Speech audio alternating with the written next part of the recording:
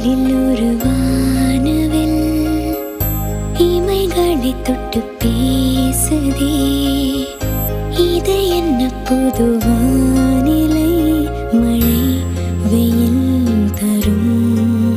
உன்னிடம் பார்க்கிறேன், நான் பார்க்கிறேன் என் தாய் முகம் அன்பே.